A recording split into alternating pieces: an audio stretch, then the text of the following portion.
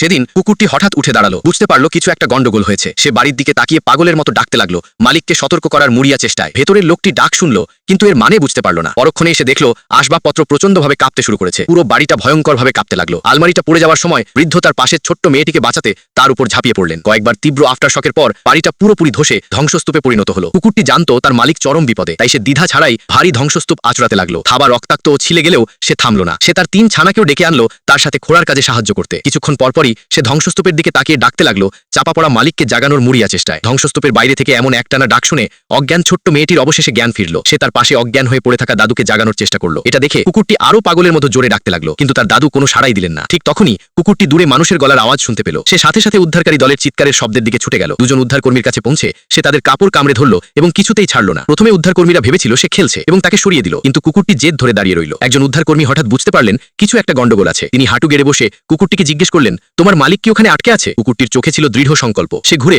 ধ্বংসস্তূপের দিকে ছুটল, আর দুজন উদ্ধারকর্মীও সাথে সাথে তার পিছু নিল। শিগগিরই কুকুরটি তাদের সেখানে নিয়ে গেল যেখানে তার মালিক আটকে ছিল এবং নিচে মানুষ আছে বোঝাতে একটানা ডাকতে লাগলো। উদ্ধারকর্মীরা দ্রুত খুঁজতে শুরু করলেন এবং শিগগিরই ধ্বংসস্তূপের নিচে দাদু ও নাতনিকে খুঁজে পেলেন। পরিস্থিতি ছিল ভয়াবহ। তারা সাথে সাথে তাদের উপর থাকা ধ্বংসাবশেষ সরাতে শুরু করলেন। কুকুরটি যখন দেখলো তার মালিককে সফলভাবে উদ্ধার করা হয়েছে, তখন সে উদ্ধারকর্মীদের প্রতি কৃতজ্ঞতা জানিয়ে আলতো করে ডাকলো। কিছুক্ষণ পরই ঘটনাস্থলে একটি উদ্ধারকারী হেলিকপ্টার পৌঁছালো, কিন্তু জায়গা ছিল সীমিত। তারা শুধু আহত দাদু ও নাতনিকেই নিতে পারলো। ছোট্ট মেয়েটি কেঁদে উঠল এবং যেতে চাইল না। সে সৈন্যদের কাছে কুকুরটিকেও সাথে নেওয়ার আকুতি জানালো, কিন্তু তার দাদুর অবস্থা ছিল আশঙ্কাজনক, আর উদ্ধার অভিযান দেরি করার মতো ছিল না। আহতদের অগ্রাধিকার দেওয়া ছাড়া তাদের আর কোনো উপায় ছিল না। দূরত্ব যত বাড়তে লাগলো, ছোট্ট মেয়েটি অশ্রুসিক্ত চোখে কুকুরটির দিকে তাকিয়ে রইল। কুকুরটি তাদের উড়ে যেতে দেখলো এবং আহত থাবা সত্ত্বেও তাদের পিছু নেওয়ার চেষ্টা করলো। সে তার মালিকদের ছেড়ে যেতে চাইল না, কিন্তু হেলিকপ্টারটি আরো উপরে উঠতে লাগলো। অবশেষে সে অসহায়ভাবে থেমে গেল এবং হেলিকপ্টারটিকে ধীরে ধীরে চোখের আড়াল হতে দেখলো। কুকুরটির দৃঢ় বিশ্বাস ছিল তার মালিকরা তার জন্য ফিরে আসবে, তাই সে তার ছানাদের নিয়ে সেই জনশূন্য ধ্বংসস্তূপেই রয়ে গেল, কখনো না গিয়ে দিন রাত পাহারা দিতে লাগলো। কয়েক মাস পর সুস্থ হয়ে পরিবারটি তাদের ধ্বংস হওয়া বাড়িতে ফিরে এলো। ছোট্ট মেয়েটি ধ্বংসস্তূপের দিকে তাকিয়ে